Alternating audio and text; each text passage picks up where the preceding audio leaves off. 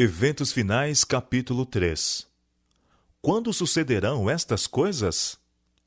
Os discípulos interrogam a Cristo acerca de sua volta. As palavras de Cristo foram proferidas aos ouvidos de grande número de pessoas. Mas quando ele se achava só, sentado sobre o Monte das Oliveiras, Pedro, João, Tiago e André foram ter com ele. Dize-nos, perguntaram, quando serão estas coisas, e que sinal haverá da tua vinda e do fim do mundo? Jesus não respondeu aos discípulos, falando em separado da destruição de Jerusalém e do grande dia de sua vinda. Misturou a descrição dos dois acontecimentos. Houvesse desenrolado perante os discípulos os eventos futuros, segundo ele os via, e não teriam podido suportar esse espetáculo. Por misericórdia com eles, Jesus misturou a descrição das duas grandes crises, deixando aos discípulos o procurar por si mesmos a significação. O tempo da volta de Cristo não é conhecido. Muitos que se têm chamado adventistas têm marcado o tempo. Repetidamente marcaram uma data para a vinda de Cristo, e repetidos fracassos têm sido o resultado. O tempo exato da vinda do nosso Senhor, diz a Bíblia, acha-se além do conhecimento dos mortais. Mesmo os anjos que ministram aos que hão de ser herdeiros da salvação não sabem o dia nem a hora. Porém, daquele dia e hora ninguém sabe, nem os anjos do céu, mas unicamente meu Pai. Não devemos saber o tempo exato para o derramamento do Espírito Santo ou para a vinda de Cristo. Por que Deus não nos deu esse conhecimento? Porque se o fizesse, não faríamos correto uso dele. Desse conhecimento resultaria um estado de coisas entre o nosso povo que retardaria consideravelmente a obra de Deus no sentido de preparar um povo que permaneça em pé no grande dia que está para vir. Não devemos viver em excitação quanto ao tempo. Não sereis capazes de dizer que ele virá dentro de 1, 2 ou 5 anos, nem deveis protelar sua vinda, declarando que talvez não ocorra dentro de 10 ou 20 anos. Aproximamo-nos do grande dia de Deus. Os sinais estão se cumprindo, e, no entanto, não temos uma mensagem que nos diga o dia e a hora do aparecimento de Cristo. O Senhor ocultou isso prudentemente de nós, para que sempre estejamos num estado de expectativa e de preparação para o segundo aparecimento de nosso Senhor Jesus Cristo nas nuvens do céu. O tempo exato da segunda vinda do Filho do Homem é mistério de Deus. Nossa mensagem não é a de marcar tempo. Não pertencemos à classe de pessoas que definem o exato período de tempo que decorrerá antes da segunda vinda de Jesus com poder e grande glória. Alguns marcaram certo tempo, e quando esse tempo passou, seu espírito presunçoso não aceitou a repreensão, e eles têm marcado diversas outras datas. Numerosos malogros sucessivos caracterizaram-nos, porém, como falsos profetas. Deus não dá a nenhum homem uma mensagem de que decorrerão 5, 10 ou 20 anos antes que termine a história deste mundo. Ele não quer dar um pretexto para os seres viventes adiarem a preparação para o seu aparecimento. Não quer que alguém diga a mesma coisa que o servo infiel. Meu Senhor está demorando muito para voltar, pois isso conduz à temerária negligência das oportunidades e privilégios concedidos para preparar-nos para aquele grande dia. Marcar tempo ocasiona descrença. Por isso que passou repetidamente a data marcada, o mundo está hoje em mais positivo estado de incredulidade do que antes, com respeito ao próximo advento de Cristo.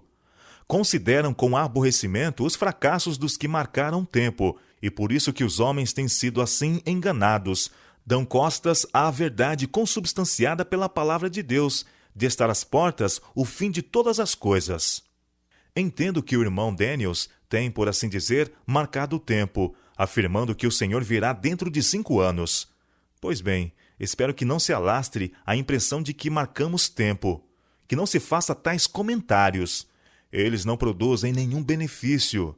Não procureis obter um reavivamento com base em algo dessa natureza, mas seja usada a devida cautela em toda a palavra proferida, para que pessoas fanáticas não se aproveitem de alguma coisa para produzir um excitamento, entristecendo assim o Espírito do Senhor. Não precisamos incitar as paixões das pessoas para provocar agitações em que sejam instigados sentimentos e os princípios não assumam o controle. Acho que temos de estar de sobreaviso de todos os lados, porque Satanás está em atividade para fazer tudo o que estiver ao seu alcance, a fim de insinuar seus ardis e artimanhas que sejam poder para causar dano. Qualquer coisa que cause agitação e produza excitação por motivos errôneos deve ser temida, pois certamente haverá reação. Sempre haverá movimentos falsos e fanáticos feitos na igreja por pessoas que pretendem ser dirigidas por Deus, pessoas que correrão antes de serem enviadas e darão dia e data para o cumprimento da profecia não cumprida.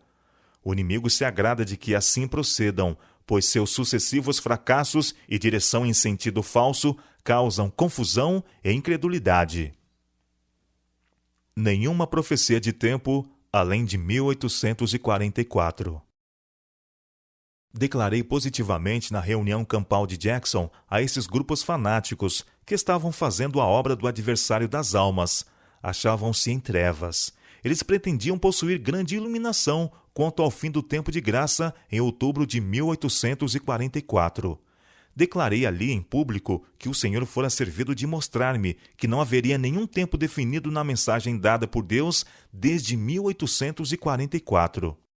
Nossa posição tem sido a de esperar e vigiar, sem proclamações de algum tempo para interpor-se entre o fim dos períodos proféticos em 1844 e o tempo da vinda de nosso Senhor. O povo não terá outra mensagem sobre um tempo definido. Depois desse período de tempo, estendendo-se de 1842 a 1844, não pode haver um traçado definido do tempo profético. A contagem mais longa vai até o outono de 1844.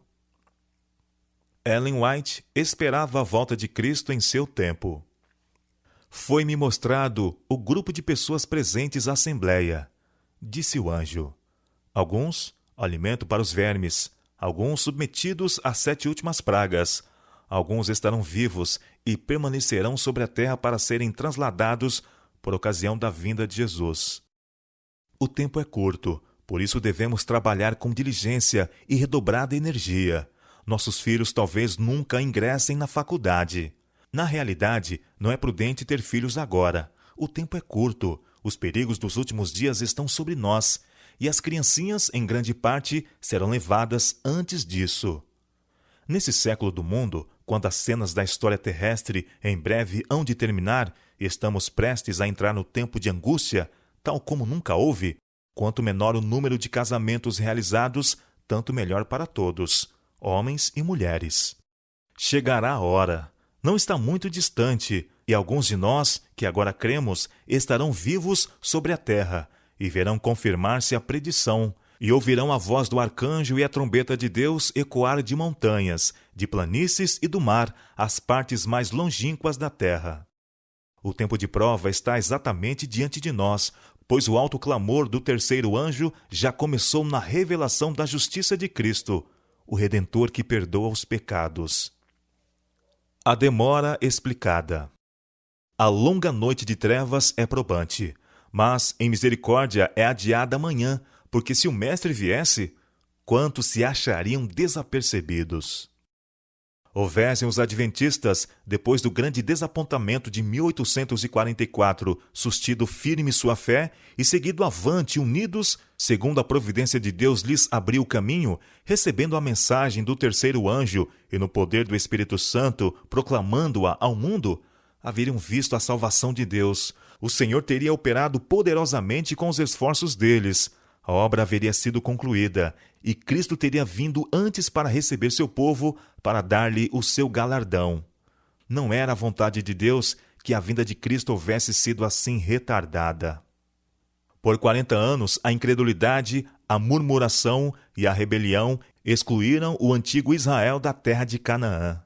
Os mesmos pecados têm retardado a entrada de Israel na moderna Canaã celestial. Em nenhum dos casos houve falta da parte das promessas de Deus.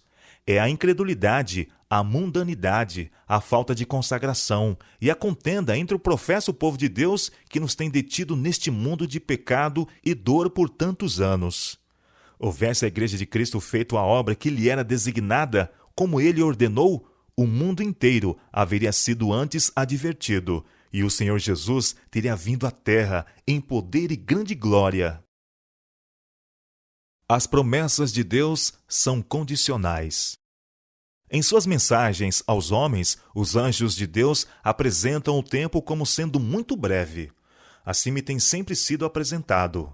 Verdade é que o tempo se tem prolongado além do que esperávamos nos primitivos dias desta mensagem.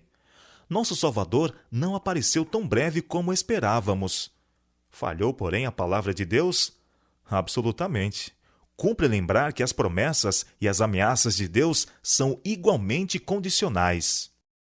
Talvez tenhamos de permanecer muitos anos mais neste mundo por causa da insubordinação, como aconteceu com os filhos de Israel. Mas, por amor de Cristo, seu povo não deve acrescentar pecado a pecado, responsabilizando a Deus pela consequência de seu próprio procedimento errado. Pelo que Cristo está esperando.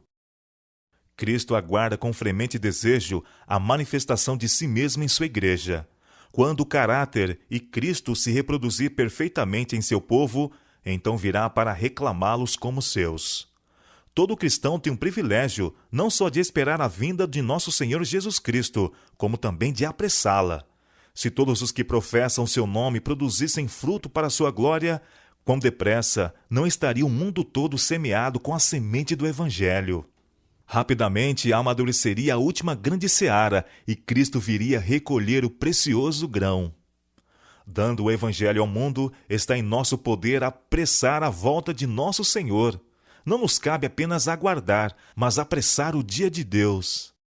Ele pôs ao nosso alcance, mediante a cooperação com Ele, levar esta cena de miséria a termo. Um limite à clemência de Deus. Com infalível precisão, o Ser Infinito ainda mantém, por assim dizer, uma conta com todas as nações. Enquanto sua misericórdia se oferece com convites ao arrependimento, esta conta permanecerá aberta. Quando, porém, os algarismos atingirem um certo total que Deus fixou, começa o ministério de sua ira.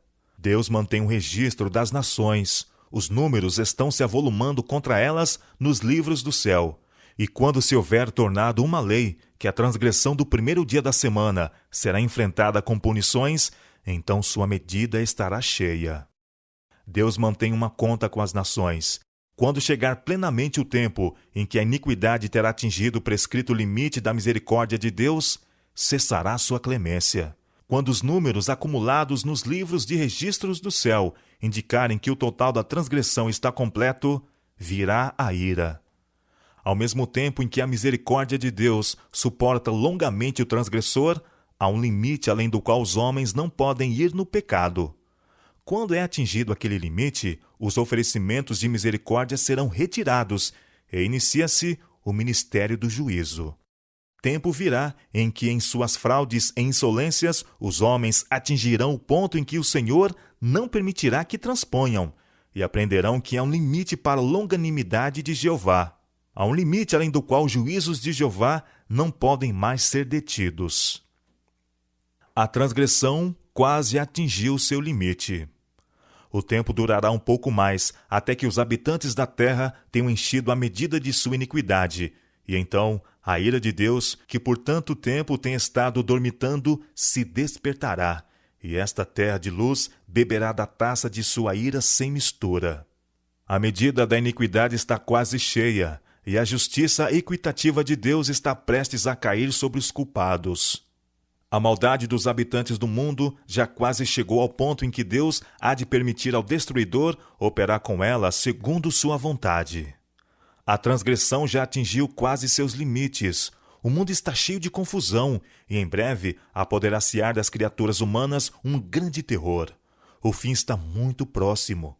Nós, que conhecemos a verdade, nos devemos estar preparando para o que está prestes a arrebentar sobre o mundo numa esmagadora surpresa.